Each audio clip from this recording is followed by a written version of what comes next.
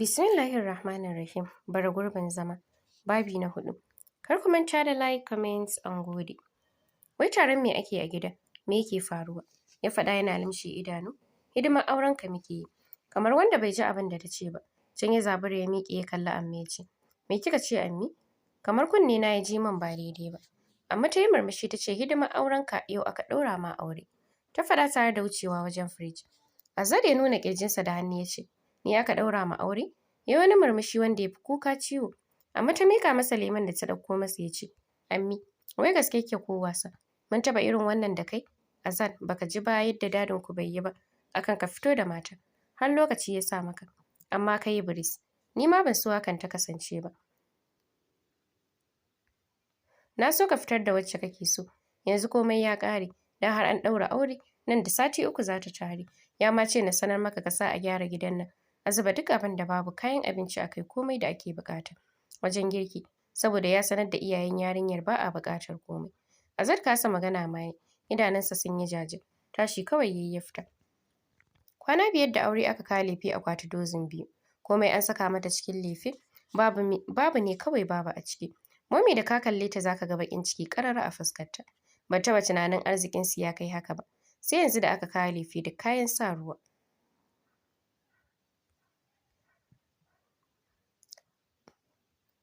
Kuka ne kawai bata yi ba, amma ta yi na zuci. Dan ta yi nadamar ƙin amincewar da ta yi tun farko. Da yanzu yadda ce da wannan kayan. Sai yadda suka so. Amma yanzu mamma ta hakimce komai. Sai yadda ta ce a yi haka ake yi. Tsawon sati 2 mamma na ba ma Alisha maganin sanyi. Sannan ana mata dilka. Ta gyara jiki. Sai da aka yi sati 2 cif sannan ta fara bata wani hatsabbibin maganin mata. Mai kyau da inganci. Tsumi mai kyau. Ga gumba kala-kala. Kowacce da lokacin da za ta sha ta. Ɓangaren ango. Ba wani shiri da ake yi ango. Auren nan ko a jikinsa. Walima kawai za a yi ranar da amarya za ta tare. An yi ma amarya lalle mai kyau. Ya zana a fatarta. Washe gari aka yi kitso ƙananu sosai. Alisha ta yi kyau. Haskenta ya ƙara fitowa. Fatarta ta yi kiliya. Tunda aka ɗaura aure har zuwa yau da amarya za ta tare. Ango bai taɓa zuwa ba. Bata san shi ba. Bai san ta ba. Babban abin da ya ƙara tayar ma da Alisha hankali kenan. Karfe 10 na safe aka fara walima. Saboda karfe 2 gidan miji za su turo a ɗauke ta. Za a je da ita. Karfe 4 su ma su yi walima. Ƙarshe 6 a kai amarya ɗakinta. 12 daidai aka gama walima. Mamma ta ja ta suka wuce ɗaki sai kuka take. Mamma ma ta sa ta rage kayan jikinta. Ta shiga toilet ta yi wanka. Ko da ta fito daga wanka ta fitar mata da kayan da za ta saka. Ta shirya cikin wani material mai shegen kyau da tsada. Ga awarwaron hannunta masu kyau ta sa. Sarƙa mai haɗe da 'yan kunne. Da abin hannu. Ta yafa mayafi. Mamma ta miƙa mata jakarta. Sai gashi an faɗa musu gidan miji. Sun turo motoci. Alisha kawai ta fashe da kuka mai ban tausayi. Ta rirriƙe mamma. Mamma ta daure zuciyarta ta hana kanta kuka. Ta kama Alisha ita da kanta ta saka ta mota suka wuce. Har suka isa gidan Alisha na kuka. Sai dai yanzu kukan nata ba mai sauti ba ne.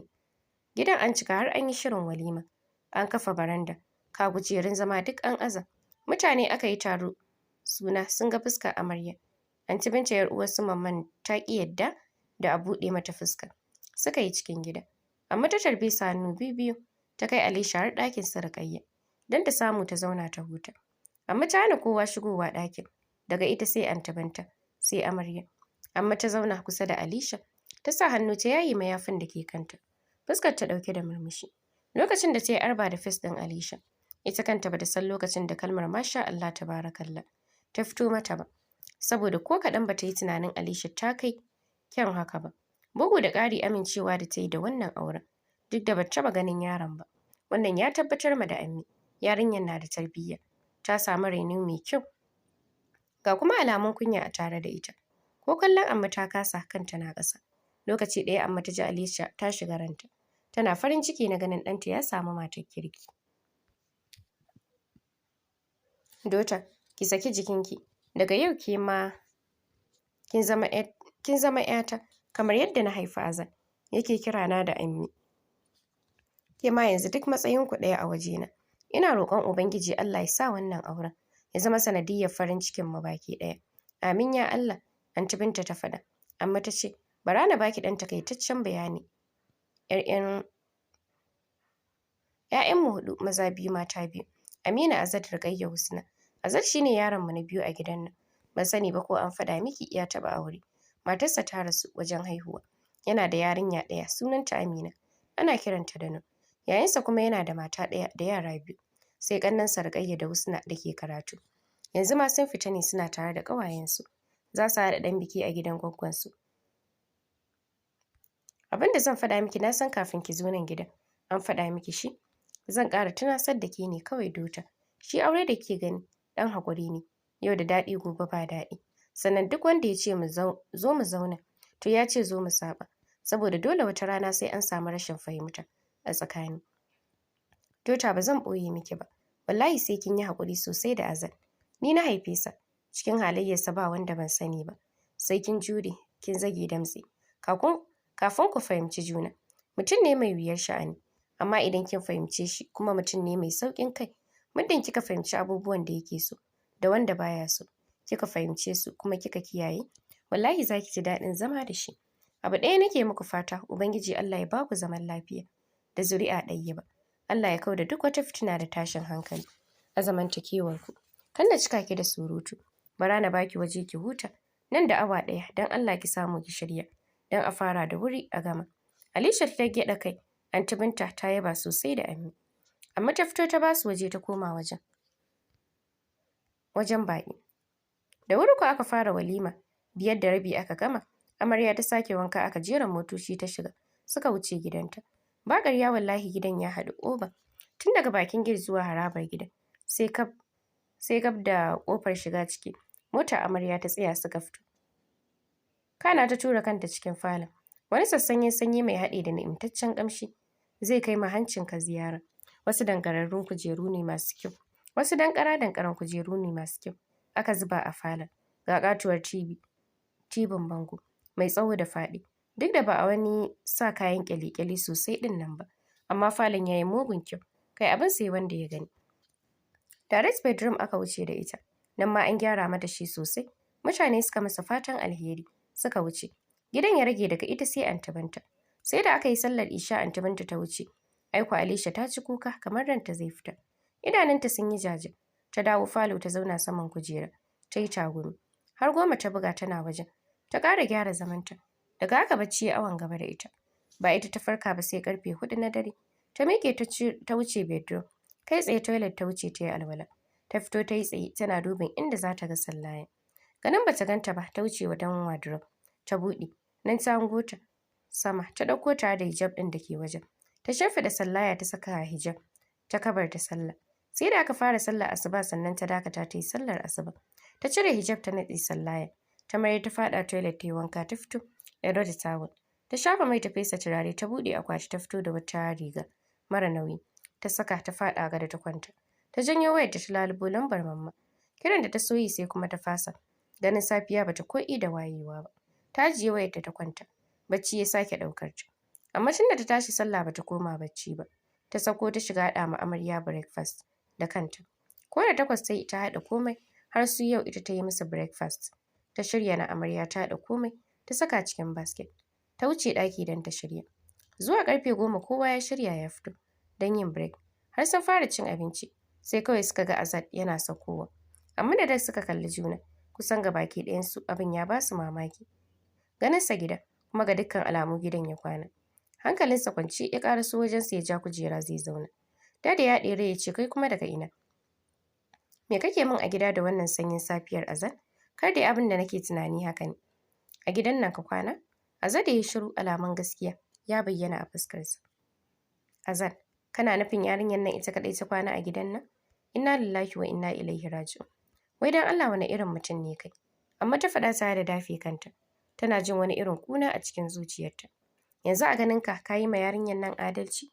Mu ma iyayenka ka mana adalci kenan? Barni ni da shi. Wallahi yanzu nan tun kafin raina ya ƙara ɓaci. Ka fice min a gida. Ka wuce gidanka. Kai bari ma ka ji yau nake son ka kwashe duk wani tarkace da ya zamo naka a gidan nan. Ka kai gidanka. Ka ji ni? Azad bai ce uffan ba. Da ransa ya ɓace ce za ka fice min a gida ko sai na taso. Simi ya kamo hanya Ummi ta ce, dakata. Ta tashi ta shiga kicin ta ɗauko basket ta wuce gabansa. Ta ajiye ta ce, Abinci ne ka ɗauka ka je ka kai mata. Abincin ya kalla da sauri ya kalla Ammi ce haba Ammi. Kina nufin ni zan kai mata abinci? Ko ka fi ƙarfin ka kai ni? Idan ka fi ƙarfin ka je aikin da na yi ma ne sai na je. Ba da ransa ya so ba ya ɗauka. Har ya kama hanya Nur da ke zaune a wajen ta ce papa zan bi ka. Wani mugun kallo ya mata zai ɗauke kai. Suka haɗa ido da dade ce sai ka je da ita wallahi sai ta bi ka. Tashi ki bisa ki je ki ga mominki. Nur ta miƙe da sauri tana farin ciki. Yaro sai taurin kai da bakar zuciya. Sai dai ka mutu sai ta bi ka. Dad ya faɗa. Azza ya gaba abinsa. Nur ta bi bayansa da sauri har ya fita.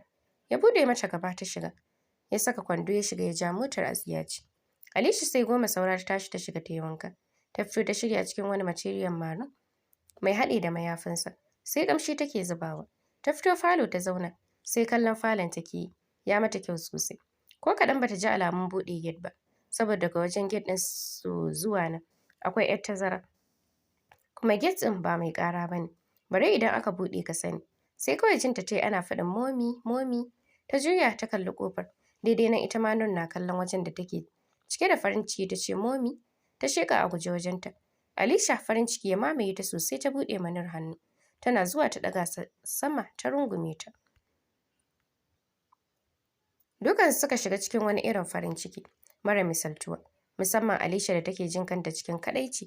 Sai gashi Allah ya kawo mata Nur. Sun yi minti 3 rungume da juna. Sannan ta sauke ta zauna saman kujera. Ta ɗauke ta ta ɗaura saman ƙafafunta. Momi, ba za ki sake tafiya ki bar ni ba ko? Alisha ta gyaɗa mata kai ta ce daga yanzu duk inda zan je muna tare. Momi na ba za ta sake tafiya ta bar ni ba. Nur ta faɗa tana jin daɗi. 'Yan ƙananan haƙoranta suka bayyana. Azar da ke tsaye yana kallon su ganin kamar dama can sun san juna. Dan daga ganin irin wannan shakuwar tasu, za ka san ba ta lokaci ɗaya ba ce. Tabe baki ya ƙaraso cikin falon ya ajiye basket ɗin hannunsa. Ya yi hanyar bedroom. Alisha ta ɗago ta kalle sa ta ɗauke idanunta a kansa. Ta mayar ga Nur da ke zuba mata surutu. Ɗakinsa ya wuce daman ya kawo fiye da rabin kayansa a gidan. Yana shiga ya wuce gurin wani hoto da ke manne a ɗakin. Ya yi tsaye gaban hoton ya yi murmushi. Ya shafi hoton ya wuce toilet ya sake wanka. Ya fito ya shirya cikin wasu ƙananan kaya da suka yi bala'in yi masa kyau. Suna nan zaune a falo inda ya bar su. Tun da ya kalle su sau ɗaya bai sake kallon wajen da suke ba. Ya fice ya bar gidan. Kusan sati ɗaya da zuwanta gidan, amma gaisuwar kirki ma bata haɗa su. Tana zaune a falo tana waya da mamma. Sai zuba mata shagwaɓa take yi. Nur na kwance saman ƙirjinta ta yi bacci. Ya shigo gidan ya same ta tana waya. Wallahi ba don ta sa wayar speaker ba. A yadda take wayar za ka iya rantsuwa ka ce da namiji take waya. Saboda yadda take zuba mamma shagwaɓa. Tana narke murya. Ita a dole sai mamma ta zo. Ita kuma ta ce ba za ta zo ba. A zantsantar kansa ya da tsayuwa yana kallon ta. Duniya yana bala'in son shagwaɓa. Bare ma yadda ya ga Alisha na yi. Gashi tana magana don ful ɗinta na lotsawa. Ba ƙarya ta tafi da imaninsa. Alisha ta yi akan mamma ta zo. Ita kwa ta kafe ba za ta zo ba. Hakan ya sa Alisha ta kashe wayar har da 'yan guntayen hawayenta. Ta sa hannu ta goge. Tana kashewa mamma ta sake kira. Ta ki dagawa har sau 2. Sai a na uku ta ɗauka ta kai wayar a kunnenta. Mamma ta ce, kin ga kin sa na manta abin da zan sanar miki. Sai yanzu. Aziyar uwarki Ummi ta kira ni ta ce na tura mata da adireshin gidanki. Za ta zo. Okay, Alisha. Fushi kike da mamma? Ni ban ce ba. A yadda ta yi maganar wallahi dole ta baka dariya. Azar sai da ya murmusa. Ban san me mamma ta ce mata ba. Ta yi dariya ta ajiye wayar ta ƙara gyara manar kwanciyarta. Ta dan juya ta gaza. Sai da ta ji kunya don bata san shigowarsa ba. Fuskar sa yau saki har da murmushi. Kamar ta ga yana yi. Yunkurawa ta yi. Ta taso ta zame Nur daga jikinta a hankali. Ta kwantar da ita saman kujera. Ta sauka ta duka ta gaida sa. Ya amsa faran-faran. Ya ƙaraso wajen ya samu waje ya zauna. Ta wuce ta ɗauko masa ruwa ya karɓa ya sha. Ita kanta abin har mamaki ya bata. Ganin yadda ya sakar mata fuska har ya zauna wajen da suke. Ta kawo masa ruwa ya sha. Wanda sai dai ya je ya ɗauko da kansa. Ko da ta kawo masa. Nur ya kalla ya ce bacci take yi? Ta faɗa. Tare da koma wajen da Nur take ta zauna. Tashi ya wuce ɗakin sa ya wanka ya sanya gajeren wando. Da vest. Ya fito riƙe da wayarsa yana latsawa. Kallo ɗaya ta yi masa ta ɗauke kanta. Ya zo ya zauna ta tashi ta je kicin ta zubo masa abinci. Ta kawo. Fried rice ce ta zuba dafaffen wake a gefe. Ta kawo onion sauce ta zuba. Ga rabin soyayyiyar kaza a gefe. Kamshin abincin kawai ya buge hancinsa. Ya ji yana son cin abincin. Ta koma ta ɗauko masa abin sha. Ko da ta dawo sauka ya zauna saman kafin tsakiyar falon ya sa abinci gaba. Ga waya a kunnensa, da alama waya yake yi. Tana ajiyewa ta ɗauki Nur suka yi ɗaki. Ta kai Nur toilet ta sa ta yi fitsari. Suka fito ta kwantar da ita saman gado. Ta ci gaba da bacci. Yana gama waya ya ajiye ta a gefe. Bai koyi amfani da spoon ba. Ya sa hannunsa loma farko da ya kai baki. Sai da ya limshe ido. Akan daɗin da abincin ya yi masa. Wallahi zama ya buɗe ciki ya ci sai da ya ƙoshi kaɗan kawai ya rage. Alisha ta fito ta ɗauke kayan ta kawo masa ruwa da waje. Ya wanke hannunsa. Ta yi zaune falo duk da tana jin nauyin kallonsa a haka. Ya kunna musu kallo. Kusan watan su 2 da kwanaki da aure. Yanzu sun ɗan fara sabawa. Dan har zama suke yi su yi fira ko su yi kallo tare. Idan ya da aiki baya zuwa ko ina. Yana gida. Kasancewar yau weekend ce. Baya zuwa aiki yana gida. Kwance yake saman three-seater. Yana danna waya. Sai ga kiran gate man ɗinsu. Ya shigo ya ɗaga tare da faɗin ya aka yi ne. Wata ce ta zo wajen Hajiya. Wata towa ce. Yana jin lokacin da mai gadi ya tambayi sunanta. Ya sanar masa ya ce oke bara na bincika idan nan ne. Oke sa. Ya kitse kiran ya dalla ma Nur kira da ke cikin kicin. Ta da Alisha. Sai ga Nur ta zo ya ce je kiran mominki. To ta je ta faɗa mominta ta zo. Ya ji zuwanta amma sai ya ji kamar bai ganta ba. Ya ci gaba da latsa wayarsa da ce abban Nur kana nema na. Ki san wata ummi? Sai da gabanta ya faɗi jin tambayar da ya mata. Bakinta na ɗan kakkarwa ta ce na san ta. Me haɗin ki da ita? Ya faɗa tare da ɗagowa ya kalle ta. Ta ce ƙanwata ce. Oke ya faɗa. Ya zata ya ji ta ce ƙanwarta ce. Da wallahi ba zai bari ta shigo ba. Dan shi bai san gayyar tsiyan nan. Ya kira mai gadi. Ya ce a bar ta shigo. Ta juya za ta koma kicin ta sun kayan muryarsa yana faɗa. Idan ta isowa zai buɗe mata ƙofa. Ko da rufe bakinsa bai yi ba. Ummi ta fara buga ƙofar kamar za ta ɓalla ta. Ta wuce ta je ta buɗe mata. Kamar ta bangaje Alisha ta yi cikin falon ta riƙe gugu. Wani irin iskanci ne da rainin wayo. Za ki sa a tsare ni bakin gate. Ana min tambayoyin rainin wayo. Dan kin samu an zo gidanki? Wallahi ba dan saƙon da mamma ta bayar. Ta ce na kai miki ba. Da wallahi na yi tafiyata. Rainin wayon banza. Wallahi ai wulaƙanci ne. Yi haƙuri dan Allah. Wallahi ba laifina ba ne. Azad da ke kwance yana jin yadda Ummi ke ta yi ma Alisha bala'i. Kamar za ta doke ta. Abin ma ya ba sa mamaki. Alisha ta ce masa ƙanwarta ce. Amma yadda take yi mata bala'i kamar ita ta haife ta. Nur, yes papa, come. Ummi da ke bala'i ba da san lokacin da ta juya tana kallon wajen da ta ji sautin muryarsa ba. Ko cikin magagin bacci take. Ba za ta taɓa manta wannan muryar ba. Daga kanta ta yi idanunta suka sauka akan hotonsa da ke manne a falo. Idanu ta buɗe tana kallon hoton. Kusan suman tsaye ta yi. Lokacin da ta yi arba da kyakkyawar fuskarsa. Ya miƙe. Wani wulaƙantaccen kallo ya yi Ummi tun daga sama har ƙasa. Ya zubar. Ya ɗauki kwaf ɗin shayinsa. Ya yi gaba. Nur ta bisa a baya. Ummi ta bisa da kallo har sai da ta daina ganinsa. Ta jiyo ta kalli Alisha. Muryarta ta ɗan yi sanyi ta ce waye wannan? Ta faɗa tare da kafe ta da ido. Abban Nur ne. Ta ba ta amsa. Kina nufin shi ne wanda aka aura miki? Ta faɗa ƙirjinta na dukan uku. Shi ne. Me ya faru? Alisha na faɗin haka cikin Ummi ya wani irin murɗawa. Ya yi ƙara. Har Alisha sai da ta ji ƙarar cikin. Ai nan take gudawa ya kama ta. A wahalce ta ce ina ne ɗaki? Alisha ta nuna mata da hannu.